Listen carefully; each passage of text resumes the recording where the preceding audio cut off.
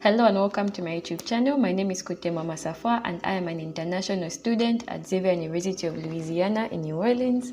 I worked as an SAT tutor and college applications coach for about a year and 2 months. So I'd love to help you through the application process too.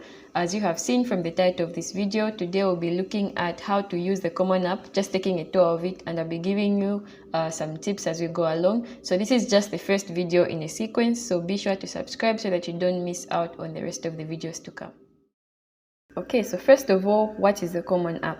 So this is just an online platform that allows you to apply to multiple universities in the US at the same time, and there are over 900 universities that accept the Common Application. But keep in mind that there are some that do not accept it, but they will have alternative ways to apply. So sometimes you will be able to also apply directly on their website.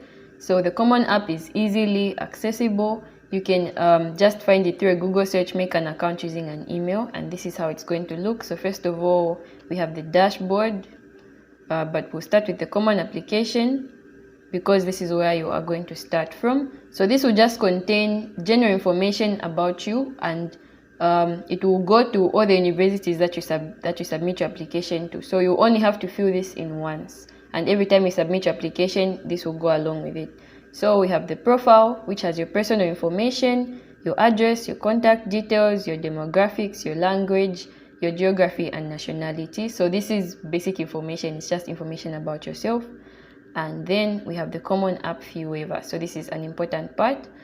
So this is an opportunity for people who are not able to pay the application fee, because most of the universities will require you to pay an application fee for you to submit the Common Application. But if you qualify for this fee waiver, you will not have to pay that fee. So if you go on yes, it will ask you. So there's a list of criteria that you must meet for you to qualify. So you should select all that apply, but then for it to be activated, your counselor has to approve that you do qualify for this waiver, and we will talk about that in another email. Your counselor is your main recommender, and so when you qualify, you will not have to pay the application fee. Then you have the family, and this will just ask about your household, who you live with, your parents, and your siblings if you have any.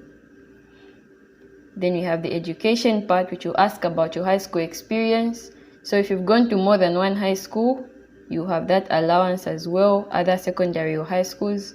And if you've attended any colleges or universities prior to applying, you will also fill that in. Then you also fill in your grades and your current or most recent year courses. So in Zambia, we call them subjects. So every single subject is going to have its own entry. These are the courses that they're asking about.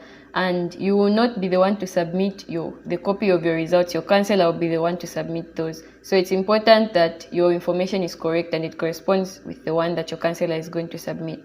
And then you also have honors. These are just any academic awards that you may have received. And then if you are part of any community-based organizations, you will enter that here. And then your future plans, so what you want to study or your final goal in your education. And then we have testing. So this is standardized testing. It will ask about the ACT, the SAT, and any of these that you may have taken. So we will look at whether you need to take them or not in another video. And then we have activities. So this will give you the opportunity to talk about who you are outside the classroom. So this is very important. It's a very important part of your application, and you have the opportunity to talk about 10 activities that you are a part of. Keep in mind that this is very detailed. So it will ask about the type. It will ask if you had any leadership position in it. It will ask you to explain what you did in the role, how long you are in the role, the time of participation, the hours you spent per week, and so on. So if you have more than 10 activities that you want to talk about here, it's important to prioritize. You want to put those that show you in your best light. I would recommend those where you are in a leadership position, or those that have some connection to the course that you want to do. Let's say you want to be a journalist, right? And you are part of the debate club. That might show that you have a good articulate ability and so on. So you have to be very strategic as you pick out your activities. And then we have the writing part. which will ask you to submit an essay. So this is a very, very important part of your application. So important that we will have a video just on the Common App essay. And I'll also read my essay that got me into Xavier. Then we have additional information. These are just yes or no questions. So that's it's easy. And then we have courses and grades. So under education, here you have, by the time you're reaching this point, you've already put in your grades and the courses that you took part in. So this is now just a very detailed account of your courses and the specific grades that you had in those courses. It's just more detailed. And it's not required by all universities. As you can see below here, it says 0 colleges required. So it will only appear, you only have to fill it in when you pick a college that requires it. And so that takes us to picking the colleges under the college search. So as I said, you have about 900 universities that accept the common application, but you only have the opportunity to apply to 20 per application season. So that's the maximum number of schools that you can choose using the common application, and these are a lot. So I would recommend that by the time you're coming to pick, you already have a good idea of the ones that you'll be applying to. So there's a bunch of things that you should consider when you're picking colleges, and we will have a video just to talk about that. But for now, we'll pick a random one. Let's say Agnes Scott College. And once you pick it, it says at the bottom it's been added to my colleges list. Okay, so another thing that you can do with this part is you can get more information on the colleges. As you can see, there are 3 dots that have more info. So you can see college information, you can go to their website, or you can go to the admissions office. But this list is too long for you to just randomly choose. That would take you a very long time. So that's why I'm saying it's good that you already do a background check and you know the ones that you are looking for by the time you come to this place. That's if they accept the common application. And then you have my colleges. So we just picked Agnes Scott, and here it is under my colleges. So this will now ask you questions specifically to do with the college and what they want to know about you. So we have a general page which will tell you about the deadlines. As you can see, there's early decision, early action, regular decision, which we will talk about in a separate video, what the difference is, which one you should go for, and so on.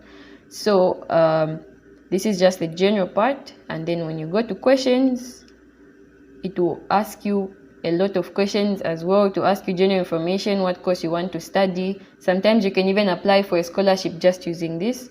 So you need to fill that in. It will also most likely have more essays for you to submit in addition to the Common App essay. So we'll have, as I said, we'll have a video just to talk about the Common App essay and also other essays.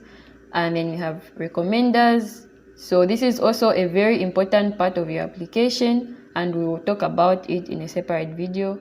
And after you have filled in your questions and your recommenders, and once you have filled in your Common App as well, you can review and submit to a school at a time. So as you can see, it's giving you what you need to complete before you can submit. So that's why I said the Common App is the first, because you can't submit to any school without filling in the Common App first.